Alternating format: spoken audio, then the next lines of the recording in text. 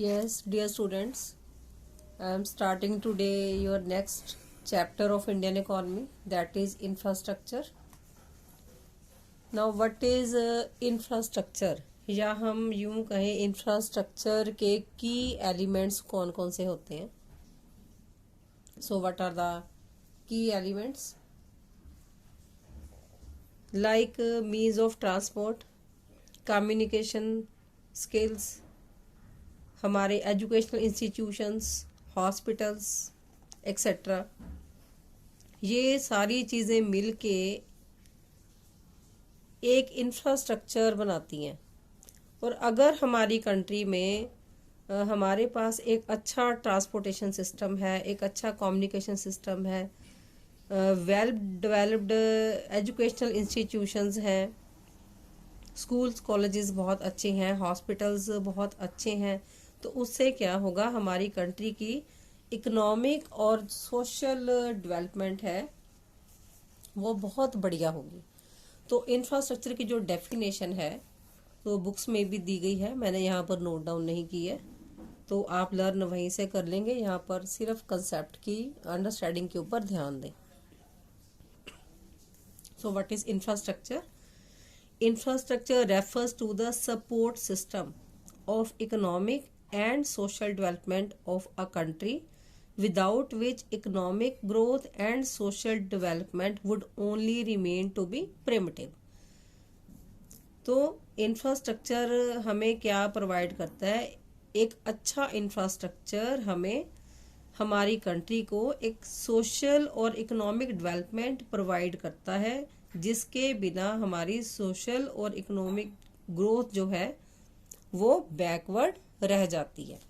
So that is the clear cut meaning of infrastructure. That means to having well developed economic and social system of the country which boost our economic and social growth. So दो तरह का infrastructure define किया गया है Indian economy में, economic infrastructure and social infrastructure. अब economic infrastructure के जो की एलिमेंट्स हैं वो क्या हैं? They are power, transport and communication. तो ये तीनों ही चीज़ें, that means power, transport and communication, तीनों ही चीज़ें किसको सपोर्ट करती हैं? प्रोडक्शन एक्टिविटी को. तो जो पावर सप्लाई है, पावर सप्लाई किसको बूस्ट करेगी? प्रोडक्शन को. हमारी इंडस्ट्री बूस्ट होगी, जिससे हमारी जो प्रोडक्शन एक्टिविटी है वो बूस्ट होगी, आउटपुट जो है वो ज़्यादा बनेगा. अगर हम इंडस्ट्रीज़ को अबंडेंट अनइंटरप्टेड पावर सप्लाई देते हैं. सिमिलरली अगर ट्रांसपोर्टेशन सिस्टम अच्छा है हमारी कंट्री का, उससे क्या होगा? गुड्स एंड सर्विसेज प्रोड्यूसर से कंज्यूमर तक बहुत अच्छे तरीके से, बढ़िया तरीके से पहुंच पाएंगी. Then next is communication system. तो अगर हमारी कंट्री का कम्युनिकेशन सिस्टम बढ़िया होगा तो उससे क्या होगा? हम एक स्ट्रॉन्ग जो कम्युनिकेशन सिस्टम है उससे हमारा बिजनेस बूस्ट होता है. हम अपने जो वर्ड्स हैं एक दूसरे को अच्छी तरह से समझा सकते हैं, एक्सचेंज कर सकते हैं. जैसे आजकल हमारा कम्युनिकेशन सिस्टम बहुत फास्ट है, मोबाइल ऐप्स इतनी सारी अवेलेबल हैं, चैट ऑप्शंस इतने सारे अवेलेबल हैं, बहुत सारे ऑप्शंस अवेलेबल हैं जिससे हम अपनी कम्युनिकेशन को बहुत फास्ट कर सकते हैं. तो ये सारी चीज़ें मिल के, that means power supply, transport and communication, ये तीनों चीज़ें मिल के हमारे इकोनॉमिक इंफ्रास्ट्रक्चर को बूस्ट करती हैं और हमारी प्रोडक्शन एक्टिविटी को बूस्ट करती हैं. नेक्स्ट है बेटा सोशल इंफ्रास्ट्रक्चर. अब social infrastructure, social mean society. तो सोसाइटी में, सोसाइटी हम लोगों से मिलके बनती है. तो हमारे लिए, हमारे बच्चों के लिए हमें क्या चाहिए? तो एक अच्छा वेल डेवलप्ड एजुकेशन सिस्टम. उसके लिए क्या चाहिए? Schools and colleges. नेक्स्ट हमारी हेल्थ जो है वो बढ़िया होनी चाहिए ताकि हम इकोनॉमी में कंट्रीब्यूट कर सकें. तो उसके लिए क्या होने चाहिए? एक अच्छे hospitals and nursing homes should be available, जिससे हमारी कंट्री की जो सोशल ग्रोथ है वो बूस्ट कर सके, सोशल डेवलपमेंट जो है वो डेवलप हो सके. तो एक हेल्दी और एफिशिएंट वर्क फोर्स जो है कंट्री की तभी डेवलप होती है अगर हमारे पास एक अच्छा social well developed system, social infrastructure available है। तो ये दोनों ही चीजें, economic infrastructure and social infrastructure, दोनों ही कॉम्प्लीमेंट्री हैं टू ईच अदर। ना ही कंट्री अकेले इकोनॉमिक वेल डेवलप्ड सिस्टम के साथ चल सकती है, ना ही सोशल वेल डेवलप्ड सिस्टम के साथ चल सकती है। तो दोनों ही सिस्टम हमारे पास बहुत स्ट्रांग होने चाहिए। सो नेक्स्ट है हमारे पास इंफ्रास्ट्रक्चर जो है वो डेवलपमेंट को कैसे बूस्ट करता है। तो फर्स्ट इसमें पॉइंट है जो एक जो वेल डेवलप्ड इंफ्रास्ट्रक्चर है दैट प्रमोट्स प्रोडक्टिविटी। तो इसके अंडर हम 3 पॉइंट्स डिस्कस करेंगे। Primary sector, secondary sector and tertiary sector. अब प्राइमरी सेक्टर में जो मेन सोर्स ऑफ ऑक्यूपेशन हमारा क्या है, एग्रीकल्चर। तो एग्रीकल्चर के लिए अगर हम एग्रीकल्चर के बारे में सोचें तो हमें एग्रीकल्चर के लिए क्या चाहिए, एक परमानेंट मीन्स ऑफ इरिगेशन चाहिए। अगर हमारे पास एक अच्छा इरिगेशन सिस्टम नहीं होगा तो एग्रीकल्चर हमारी रेनफॉल पे डिपेंड होके रह जाएगी। तो फार्मर्स हमारे जो है सिर्फ वही सीड्स अपने खेतों में बीजेंगे जो सिर्फ रेन के ऊपर डिपेंडेंट है, जो सिर्फ बारिश के ऊपर डिपेंडेंट है। और अगर बारिश कम हुई जिस साल, तो उस साल क्या होगा, उस साल हमारी जो फसल है वो अच्छी नहीं होगी। तो हमारी जो एग्रीकल्चर प्रोड्यूस है वो उस साल डाउनफॉल उसमें हो जाएगा। तो इसके लिए एक अच्छा इरिगेशन सिस्टम हमें चाहिए इसको सपोर्ट करने के लिए। तो एक अगर हम अच्छा एग्रीकल्चर चाहते हैं, उसमें बूस्ट चाहते हैं, तो उसके लिए हमें अच्छा इरिगेशन सिस्टम जो है वो चाहिए, ताकि हमारे खेतों का जितना पोटेंशियल आउटपुट है, जितनी कैपेसिटी है, उतना हम प्रोड्यूस कर पाए। नेक्स्ट है बेटा सेकेंडरी सेक्टर। अब सेकेंडरी सेक्टर किसके साथ रिलेटेड है, इंडस्ट्री के साथ रिलेटेड है। अगर इंडस्ट्री में हमारे पास एनर्जी के सोर्सेज ना हो, एनर्जी के सोर्सेज कौन कौन से, जैसे कि कोल, पेट्रोलियम एंड इलेक्ट्रिसिटी, तो हमारा जो इंडस्ट्रियल प्रोडक्शन है, अगर उसको एनर्जी के जो प्राइम सोर्सेज हैं इसको चलाने के लिए कोल, पेट्रोलियम एंड इलेक्ट्रिसिटी अगर ये ना मिले तो इंडस्ट्रियल प्रोडक्शन किसके ऊपर डिपेंड करेगी, नेचुरल रिसोर्सेज के ऊपर। कौन से, जैसे कि विंड एनर्जी और सोलर एनर्जी है। लेकिन हमारे पास विंड एनर्जी और सोलर एनर्जी जो है वो प्रॉपरली अवेलेबल नहीं है। दैट मीन जब ज़रूरत होती है तब हमें अवेलेबल नहीं होते हैं। तो उस वजह से हमारा जो इंडस्ट्रियल प्रोडक्शन है उसमें डाउनफॉल आ सकता है। तो जिसकी वजह से लेवल ऑफ प्रोडक्टिविटी जो है वो लो रहता है। तो इसलिए हमें एक अच्छा जो है एनर्जी सिस्टम चाहिए, like coal, petroleum and electricity का, जिससे हमारी जो इंडस्ट्रियल प्रोडक्शन है वो बूस्ट कर सके और सेकेंडरी सेक्टर बूस्ट कर सके। नेक्स्ट है बेटा टर्शरी सेक्टर। अब जो टर्शरी सेक्टर है वो प्रोडक्टिविटी को कैसे बूस्ट करता है। टर्शरी सेक्टर में हमारे पास आ जाते हैं टूरिज्म सेक्टर। तो अगर हमारे पास एक वेल डेवलप्ड ट्रांसपोर्टेशन सिस्टम या कम्युनिकेशन सिस्टम न हो तो क्या हमारा जो टूरिज्म है वो सक्सेसफुल हो सकता है? बिल्कुल भी नहीं होगा। तो टूरिज्म सेक्टर को चलाने के लिए, दैट मीन्स टर्शरी सेक्टर को चलाने के लिए हमें हमारे पास क्या चाहिए, एक अच्छा ट्रांसपोर्टेशन सिस्टम और कम्युनिकेशन सिस्टम चाहिए। तो जिसकी वजह से जो लोग हैं वो ट्रेवल कर सके एक प्लेस से दूसरे प्लेस की तरफ, ताकि वो सिर्फ इसको एज ए हॉबी ना करें, उसको एजुकेटिव पॉइंट ऑफ व्यू से भी लोग जो है ट्रैवल करते हैं एक जगह से दूसरी जगह पर। ठीक है, तो एजुकेशनल इंस्टीट्यूशंस किसी ने ज्वाइन करनी है एक जगह से दूसरी जगह, तो वो तभी कर सकते हैं अगर हमारे पास अच्छा ट्रांसपोर्टेशन सिस्टम अवेलेबल है। तो ये सारी चीज़ें जो हैं ये तीनों सेक्टर्स को बूस्ट करती हैं। हमारा जो इंफ्रास्ट्रक्चर सिस्टम है जिसमें आगे हमारा इरिगेशन सोर्सेज, एनर्जी के sources and transportation and communication system किस तरीके से तीनों सेक्टर्स को बूस्ट करती है।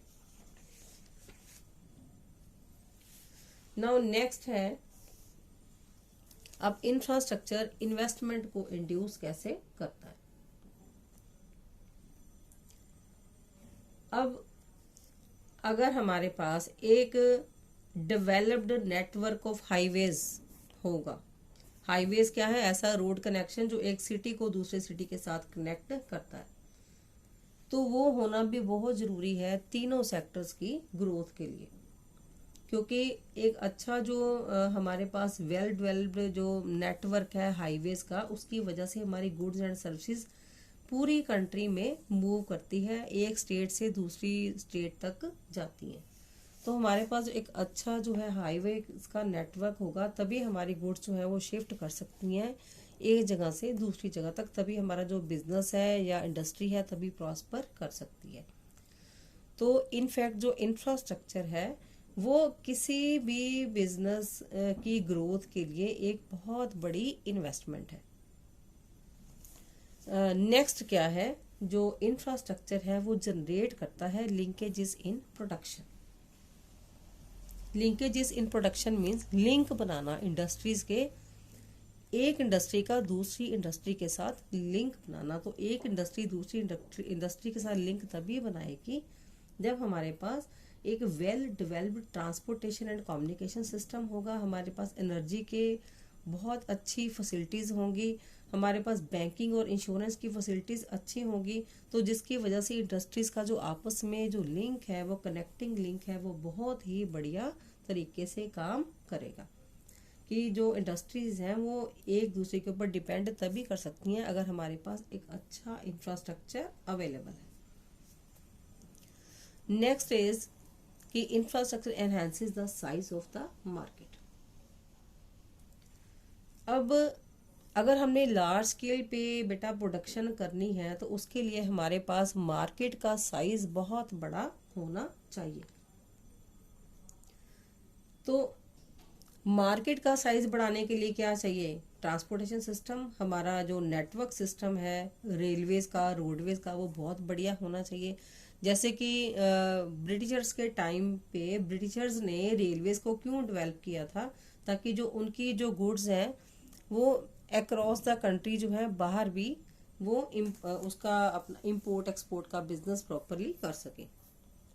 तो मार्केट का साइज तभी बड़ा हो सकता है कि अगर हमारे पास एक स्ट्रॉन्ग नेटवर्किंग सिस्टम है, हमारे पास railways roadways and ships etcetera, जहाँ से हम जो इंपोर्ट एक्सपोर्ट का बिजनेस अपना बहुत बढ़िया तरीके से कर पाए।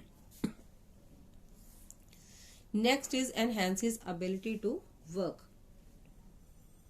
अब हमारी काम करने की जो क्षमता है या हमारी जो सूझबूझ है वो किस तरीके से बढ़ती है, तो उसके लिए हमें कौन सा इंफ्रास्ट्रक्चर चाहिए। यहाँ पर एजुकेशनल इंस्टीट्यूशंस इस कैटेगरी के अंदर आएंगे एंड मेडिकल इंस्टीट्यूशंस, क्योंकि जिस देश के लोग वेल एजुकेटेड होंगे हेल्दी होंगे तो वो अपने सिस्टम को बहुत बढ़िया तरीके से चलाएंगे, उनकी जो कैपेसिटी टू वर्क है वो बहुत ज़्यादा होगी as compare to uneducated people. तो these are the essential parameters to enhance the ability of work, to raise the efficiency of work। क्योंकि अगर हमारी कंट्री में एजुकेटेड लोग ज़्यादा होंगे,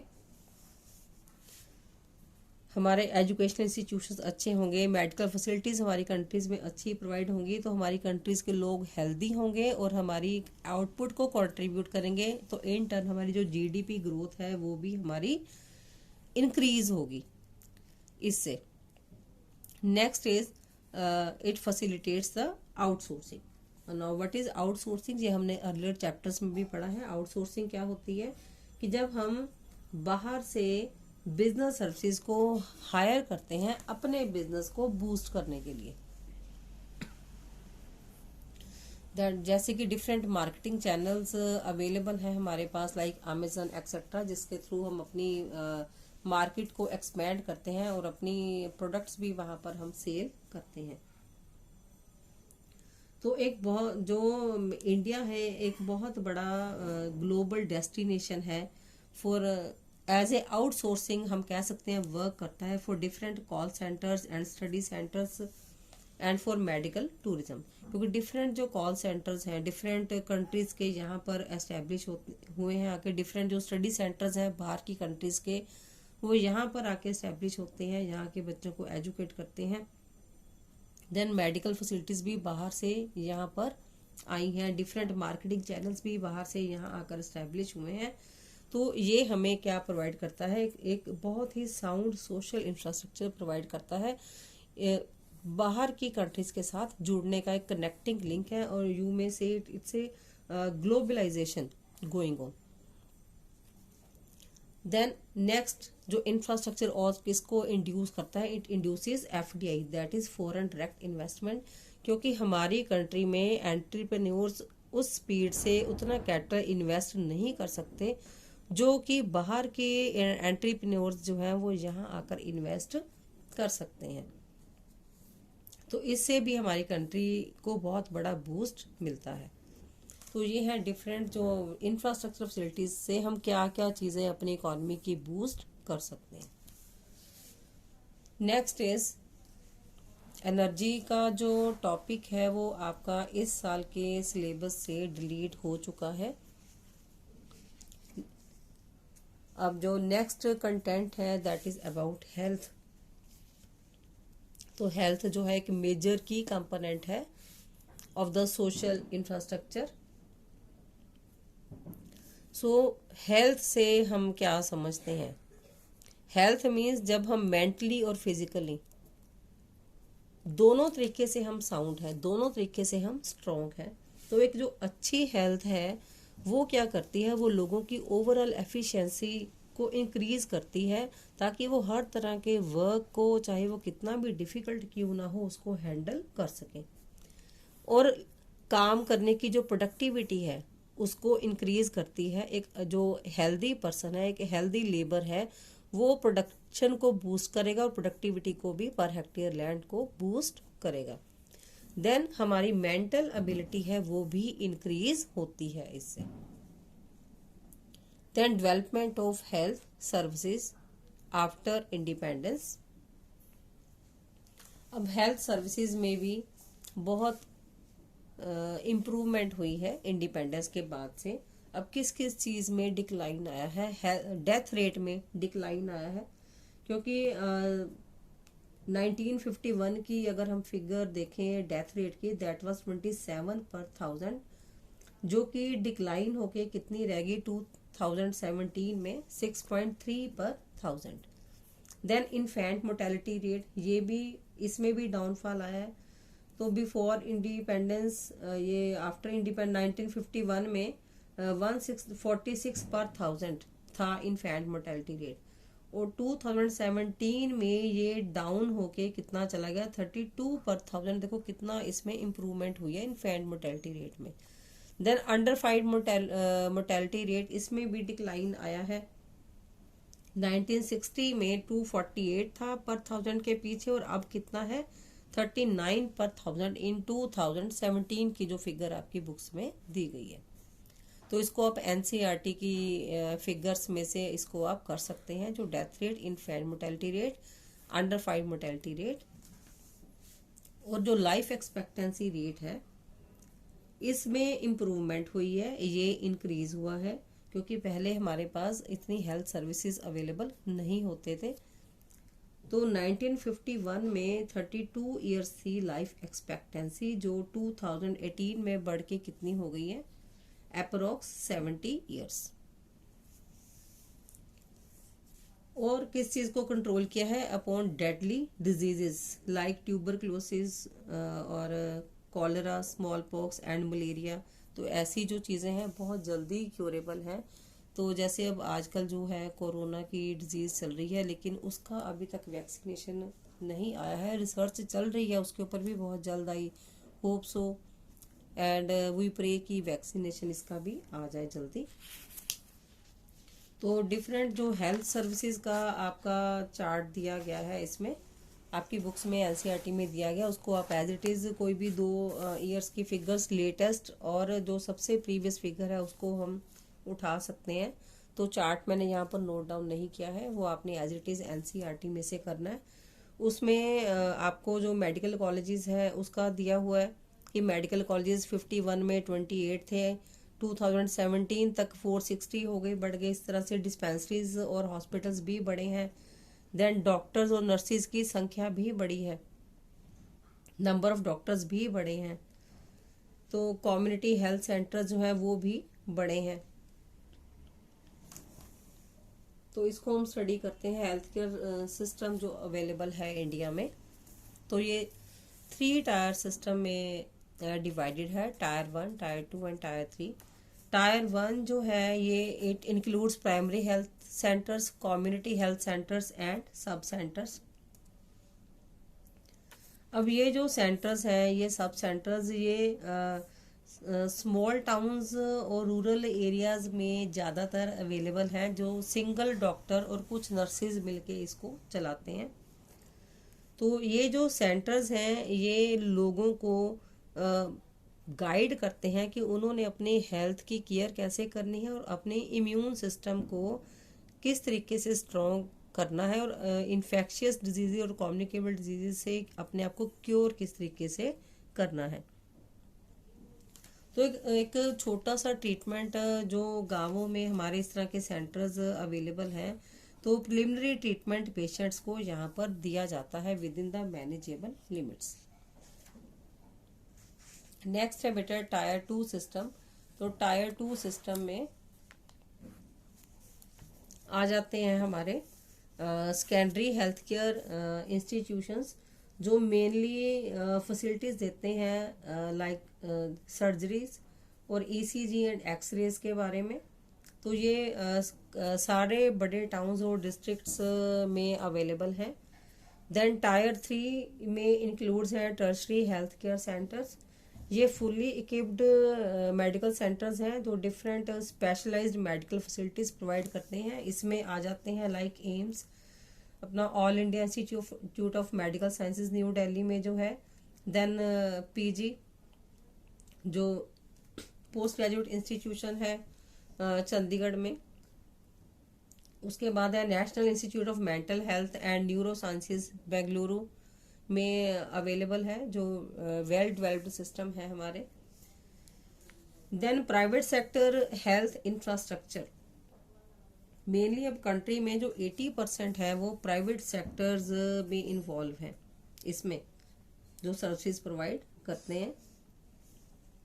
अब 78% रूरल एरियाज में से और 81% अर्बन एरियाज के जो लोग हैं वो नॉन इंस्टीट्यूशनल प्राइवेट हॉस्पिटल्स जो खुले हुए हैं वहाँ से फैसिलिटीज़ लेते हैं। और 58% रूरल और 62% अर्बन, ये भी फिगर आप एनसीईआरटी में से कर सकते हैं। तो प्राइवेट हॉस्पिटल्स में जाते हैं अपने चेकअप के लिए। तो कहने का क्या मतलब है कि ज़्यादातर जो पॉपुलेशन है वो प्राइवेट हॉस्पिटल्स में जाती है, क्योंकि वहाँ पर हेल्थ फैसिलिटीज़ बढ़िया अवेलेबल हैं। तो जो प्राइवेट सेक्टर्स हैं तो वहाँ पर एक वेल एजुकेटेड मेडिकल स्टाफ भी अवेलेबल है, और जो इंफ्रास्ट्रक्चर है वो भी बहुत अच्छा अवेलेबल है। मेडिसिन भी बहुत अच्छी अवेलेबल होती हैं, जिसकी वजह से लोग प्राइवेट सेक्टर के ऊपर ज़्यादा रिलाई करते हैं। तो इंडिपेंडेंस के टाइम पे सिर्फ 8% प्राइवेट सेक्टर इन्वॉल्व था इंडिया में लोगों को फैसिलिटीज देने के लिए, लेकिन आज की डेट में 93% हॉस्पिटल्स प्राइवेटाइज हैं, जिसमें 64% बेड्स अवेलेबल हैं and 80 to 85% doctors with private health care facilities available हैं हमारे पास। The next concept is health, जो है एक बहुत ही बड़ा चैलेंज है हमारी कंट्री में। नो डाउट हमें बहुत अच्छे रिजल्ट मिले हैं, डेथ रेट डिक्लाइन हुआ, बर्थ रेट जो है वो डिक्लाइन हुआ, इन्फेंट मोर्टेलिटी रेट भी डिक्लाइन हुआ, लाइफ एक्सपेक्टेंसी रेशो बढ़ गई, एपिडेमिक्स जो है वो रिड्यूस हुए। नो डाउट बहुत सारी चेंजेस भी आई हैं, लेकिन अब जो कोरोना का ये टाइम पीरियड चल रहा है इसमें बहुत सारी जो है रिसर्च चल रही है, लेकिन जब तक आई थिंक वैक्सीनेशन आएगी तब तक देश को इकोनॉमिकली जो है बहुत नुकसान हो चुका होगा, जब तक इसकी वैक्सीनेशन आनी है। सो हेल्थ एक बहुत बड़ा चैलेंज है। अब किस तरीके से ये है, हम स्टडी कर सकते हैं कि हेल्थ एक बहुत बड़ा चैलेंज है हमारे सामने। तो फर्स्ट इसका पॉइंट है unequal distribution of health care services. अब हमारी जो कंट्री है रूरल और अर्बन एरिया में डिवाइडेड है, तो ज़्यादातर हेल्थ केयर फैसिलिटीज़ जो है वो कहाँ अवेलेबल है, अर्बन एरियाज़ में। तो रूरल एरियाज़ में रहने वाले जो लोग हैं they are deprive of these facilities, उनको ये फैसिलिटीज़ नहीं मिल पाती। The next is communicable diseases. तो different communicable diseases like AIDS है, HIV है, then severe acute respiratory syndrome है। तो इस तरह की जो कम्युनिकेबल डिजीजेज हैं जिसका अभी भी प्रॉपर जो है ट्रीटमेंट नहीं मिल पाया है। इसके अलावा जो आजकल कोरोना की डिजीज़ चल रही है ये भी बहुत जल्दी से कम्युनिकेट हो रही है एक दूसरे को।